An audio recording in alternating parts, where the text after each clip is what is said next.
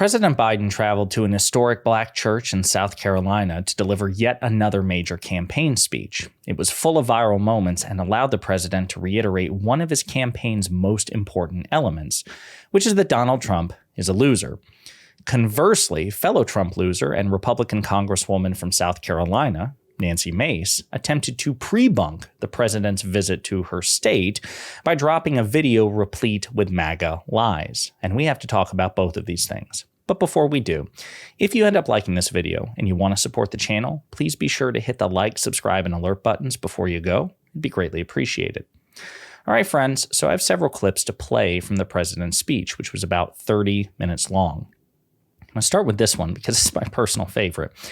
And it's also the president reiterating what might be his single most important point of the entire campaign when you consider who his rival is.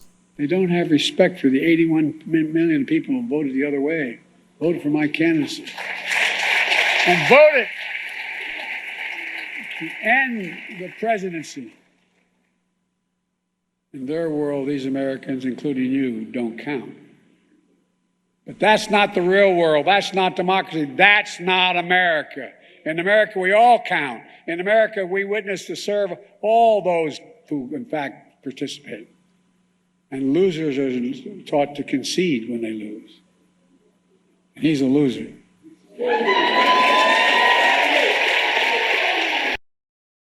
So there, President Biden is referring to Donald Trump as a loser, which is a matter of fact, is factually true. As we've talked about repeatedly on this channel, Trump's record as the leader of the Republican Party is atrocious outside of his victory in 2016. It's been one L after another. I say the Trump alphabet is just 26 L's, okay, or 25 and one W.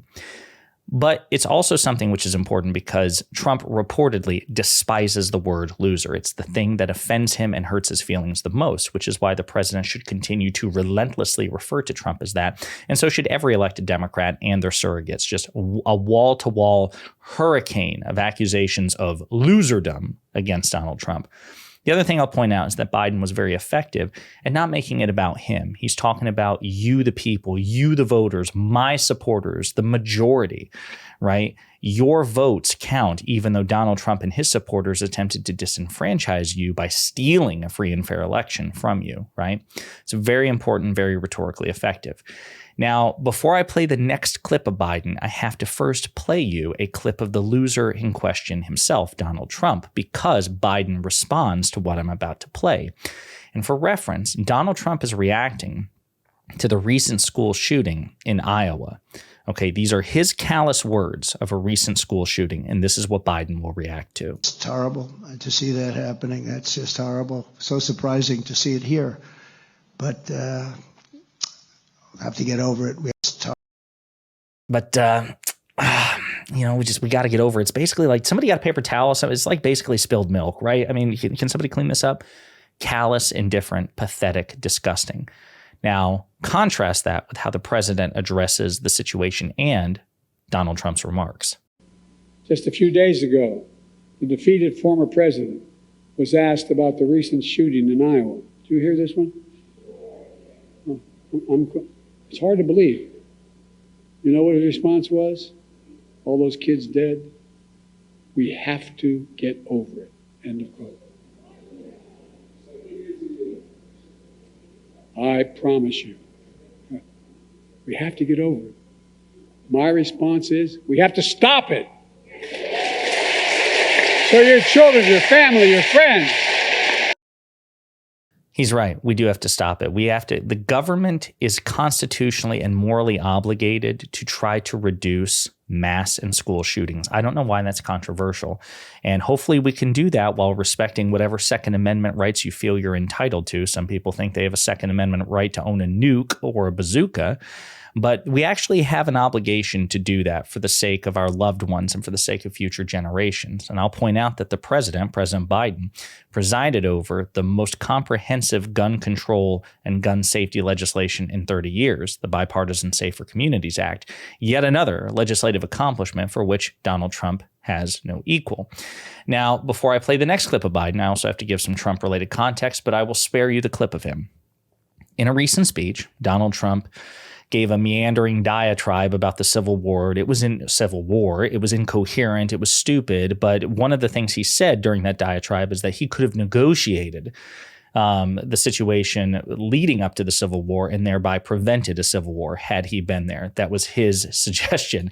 So in response to that, and given, the prevailing news stories about the Civil War, like, Republican presidential candidate Nikki Haley, when asked about the causes of the Civil War, failing to mention, slavery, I guess a minor issue to her with respect to slavery or in the Civil War, right? But that's been a frequent topic in political news, which is part of the reason why Trump addressed it. And so he gave his comments, and now Biden reacts to all of it in this clip here. After the Civil War, the defeated Confederates couldn't accept the verdict of the war. They had lost. So they say they embraced what's known as the lost cause.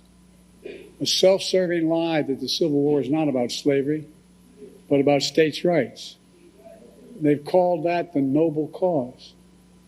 That was a lie that had not just a lie, but it had terrible consequences. It brought on Jim Crow. So let me be clear, for those who don't seem to know, slavery was the cause of the Civil War. There's no negotiation about that. Now we're living in an era of a second lost cause. Once again, there's some in this country trying to turn a loss into a lie which, if allowed to live, will once again bring terrible damage to this country. This time, the lie is about the 2020 election. The election which you made, your voices heard, and your power known.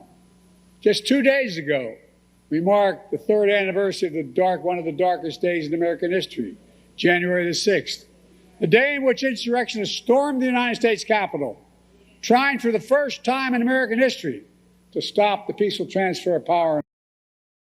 Yeah, so again, note how Biden rhetorically doesn't make it about him and his victory. He makes it about the people in the audience and those watching. It's about you, your vote, your will, when you made me the victor in 2020.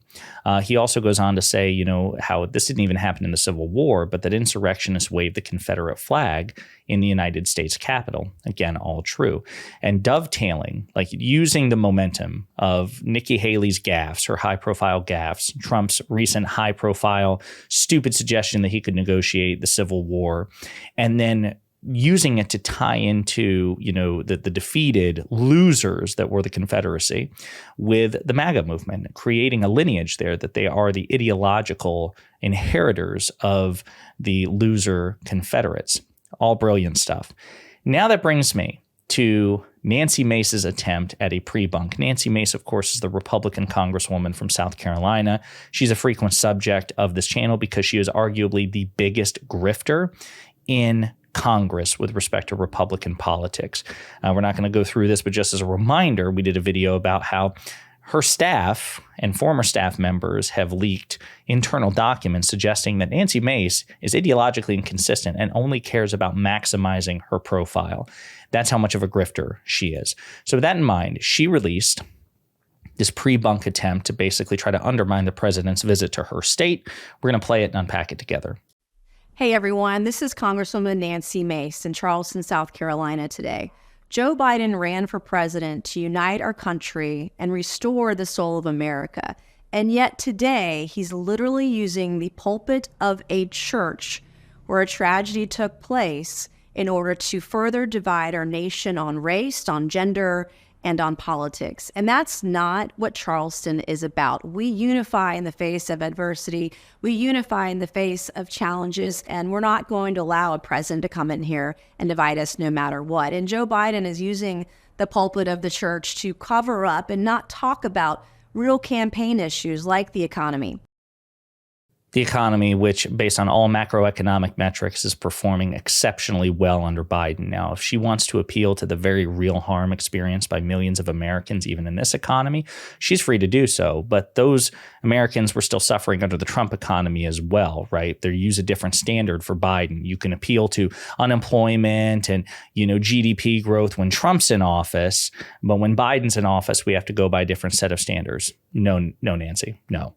Like inflation, record high inflation this country hasn't seen in decades. He wants to run away from. Inflation is receding. Absolutely the case. We've seen major progress in that respect. It's also a global phenomenon. Other countries, other G7 advanced economies are experiencing inflation. So unless Joe Biden is the shadow emperor of the planet, it's probably not entirely Joe Biden's fault. And perhaps Republicans should have taken great effort to work bipartisanly with the president to address inflation rather than try to exploit it for a campaign wedge issue. The open border laws that he has created, right? We have this open border where it's costing American taxpayers more than $450 billion a year annually for his failures as a leader. So the commander in chief and the head of government, which the president is responsible for enforcing laws, not creating them. It's Congress who ultimately has the responsibility, Democrats and Republicans in Congress, of crafting comprehensive border reform and immigration reform, which has failed under Biden, it failed under Trump, it failed under Obama, it failed under Bush. This is a prevailing, persistent issue for which Republicans are equally to blame. But again, what they want to do is create this as a wedge issue to hurt Biden politically. I'll point out that we don't have an open border. The manpower, the funding, all of the things associated with the border are basically comparable under Biden as they were under Trump. And as a matter of fact, we have had record high arrests and seizures at the border, showing that even if you think they're outmatched, even if you think it is insufficient, the president's border patrol agents in the Department of Homeland Security are making a good faith effort to stop the flow. But Congress, like Nancy Mace, have to step up. He doesn't want to talk about foreign policy or the foreign wars that our weakness on the world stage has helped cause, or the evacuation in Afghanistan, what's happening in Ukraine and Israel. So the evacuation of Afghanistan, the stage was set for that by Donald Trump when he inked the Doha Agreement. He retrograded U.S. forces, and he kicked the can down the road so that Biden had to honor an obligation with the Taliban that Trump created, or reinvade the country. Those were the options that Donald Trump left Joe Biden. Republicans want to pretend that that didn't happen, but that's absolutely the case. Time doesn't reset when a president is inaugurated. I'm not sure how Biden contributed to Ukraine and Israel with respect to triggering those wars, whatever you want to say about how he has handled our participation in the defense of Israel or the defense of Ukraine. There's plenty of good faith criticisms to be made, but he didn't start those wars, so I'm not exactly sure what she's talking about. And how much weaker we are on the world stage with him as a leader. And so today, my message is we're not going to take the bait. It's time to go back home, Joe Biden. Except he was there anyway, and she couldn't do anything about it. And he'll go on being the most powerful person in the world, at least until November. And, she'll just be one of 535 other Congress people clamoring for his attention. As a matter of fact, she showed up at the White House during the holidays for various holiday events or whatever. That's just Nancy Mace in a nutshell. She'll talk all kinds of smack about Joe Biden, but when she's face to face, it's, yes, sir, Mr. President, because she's weak and pathetic, and we should make fun of her. So if you haven't yet, please take the opportunity to do so. And with respect to all of this, please let me know what you think in the comments.